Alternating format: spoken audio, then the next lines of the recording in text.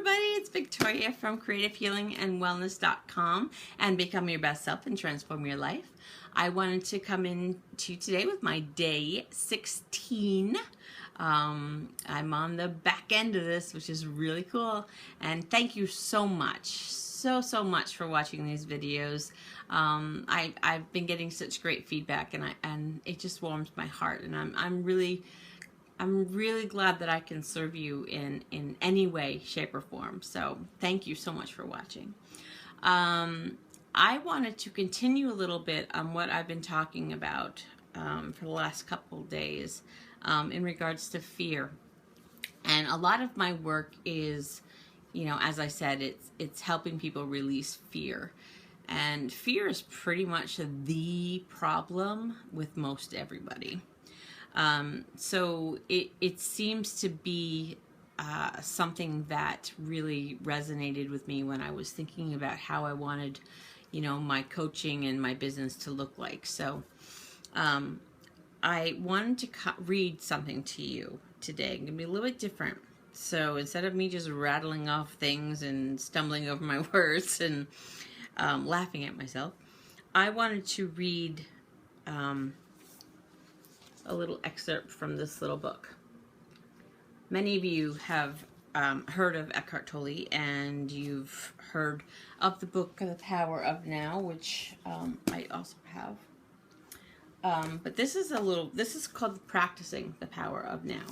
So this kind of gives you little things to do and habits to do, and I love it. But I was reading, and I was inspired to read to you chapter 2, The Origin of Fear.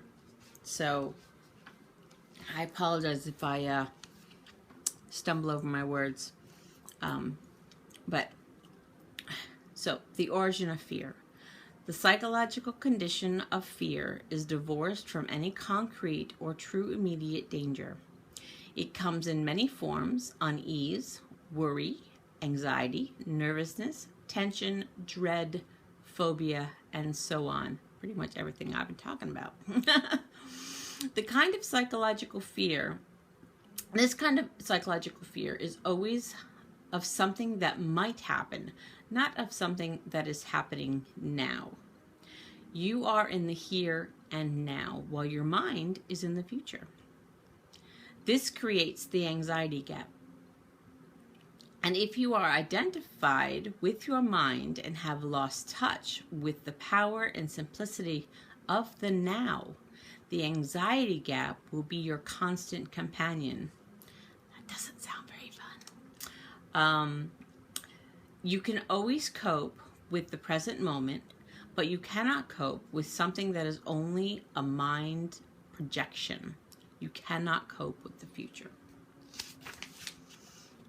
Moreover, as long as you are identified with your mind, the ego runs your life. Sound familiar? Because of its phantom nature, and despite elaborate defense mechanisms, the ego is very vulnerable and insecure, and it sees itself as constantly under threat.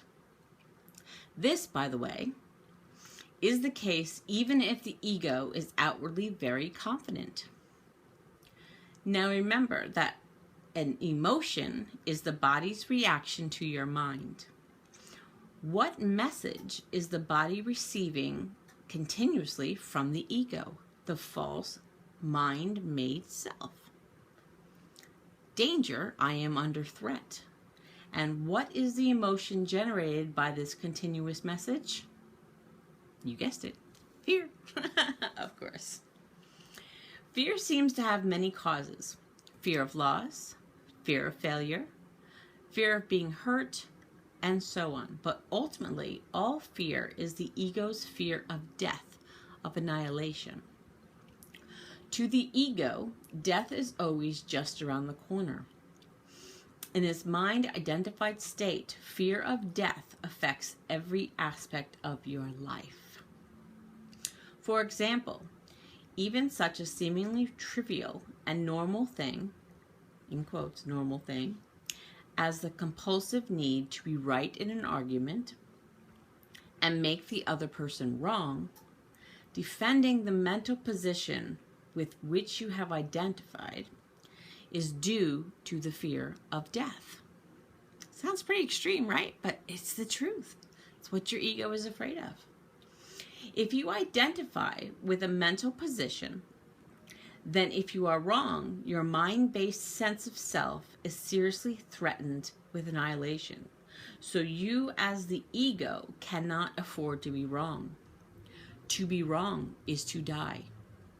Wars have been fought over this, and countless relationships have broken down. Once you have disidentified from your mind, whether you are right or wrong makes no difference to your sense of self at all. So the forcefully compulsive and deeply unconscious need to be right, which is a form of violence, will no longer be there. You can state clearly and firmly how you feel or what you think, but there will be no aggressiveness or defensiveness about it.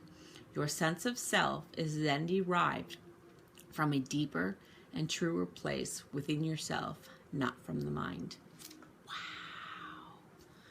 I just love that. I mean, it's what I've been trying to teach, but it's just worded so beautifully. So there's a little practice here. And he goes on and says, watch out for any kind of defensiveness within yourself. What are you defending? An illusory identity, an image in your mind, a fictitious entity? By making this pattern conscious, by witnessing it, you disidentify from it. In the light of your consciousness, the unconscious pattern will quickly dissolve. This is the end of all arguments and power games, which are so corrosive to relationships. Power over others is weakness disguised as strength. True power is within, and it is available to you now. Now, I believe that's part of the book, The Power of Now. But those are some of the questions that you need to ask yourself. You know, when you're being defensive, what are you really defending? What are you defending? You know, I mean, these identities that we have and these, you know, these images and these perceptions, they're just illusions. They're not even real. So what are we defending? So the mind always seeks to deny the now and to escape from it. It's not comfortable. In other words, the more you are identified with your mind, the more you suffer. Or you may put it like this: the more you are able to honor and accept the now, the more you are free of pain, of suffering, and free of the egoic mind. If you no longer want to create pain for yourself and others, if you no longer want to add to the residue of past pain that still lives on within you, then don't create any more time, or at least no more than is necessary to deal with the practical aspects of your life. How to stop creating time? Well, there's a tip. Realize deeply that the present moment is all you ever have. Make the now your primary focus of life. Whereas before you dwelt in time and paid brief visits to the now, have your dwelling place in the now and pay brief visits to the past and the future. When required to deal with the practical aspects of your life situation, and always say yes to the present moment. So that's kind of flipped a little bit. Now, I didn't read that very eloquently, but when we make the now our primary focus of our life, then we don't need to be going back and forth to the past and the future. We only need to do that when we have to practically address something, which is really cool, because a lot of times we just take brief visits in the now and stay in this past and future illusions. So you flip it. You flip the script and stay in the now and just make the brief visits. Which is this is really cool. This is really cool.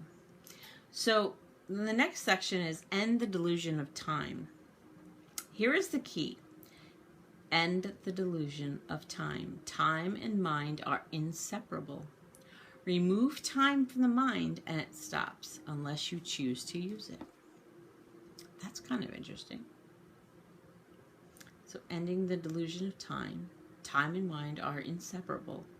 Remove time from the mind and it stops unless you choose to use it. Pretty cool. Pretty cool. So let me see. We're at 10 minutes. Yeah, I can finish reading. Okay, so to be identified with your mind is to be trapped in time, the compulsion to live almost exclusively through memory and anticipation. This creates an endless preoccupation with past and future and an unwillingness to honor and acknowledge the present moment and allow it to be. The compulsion arises because the past gives you identity and the future holds the promise of salvation, of fulfillment in whatever form. Both are illusions. I just said that. I should have just continued reading. The more you are focused on time, past and future, the more you miss the now, the most precious thing there is. Why is it the most precious thing? Firstly, because it is the only thing. It's all there is. The eternal present is the space within which your whole life unfolds. The one factor that remains constant. Life is now.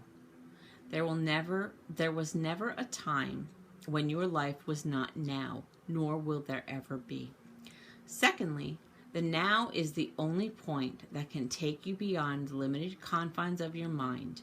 It is your only point of access to the timeless and formless realm of being. Have you ever experienced, done, thought, or felt anything outside of the now? Do you think you ever will? Is it possible for anything to happen or be outside the now? The answer is obvious. It is not. Nothing ever happened in the past. It happened in the now. Nothing will ever happen in the future. It will happen in the now.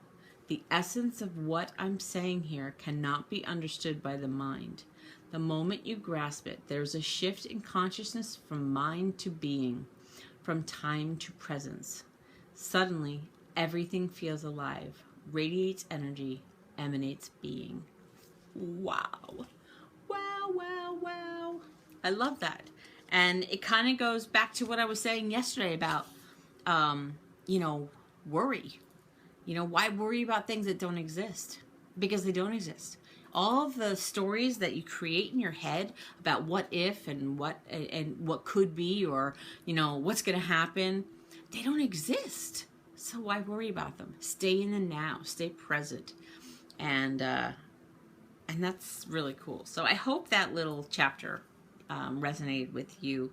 It's a little bit different than what I was doing, but it speaks the same words. And so I hope that resonates. And, I may go through this book, and if another chapter hits me, I may read you another chapter, because this is a great little book. It's a quick read, and it's great. So, yes, practicing the power of now. So, yeah, that was chapter 2, the origin of fear. So I wish you all a great night, and I'll say it again. I'd love to have you in my group. So I will put a link. So you click on it and join our wonderful community. And that's it. So be kind to yourself. Be kind to others. Live and walk in love and light and many blessings. Have a great night. Bye-bye.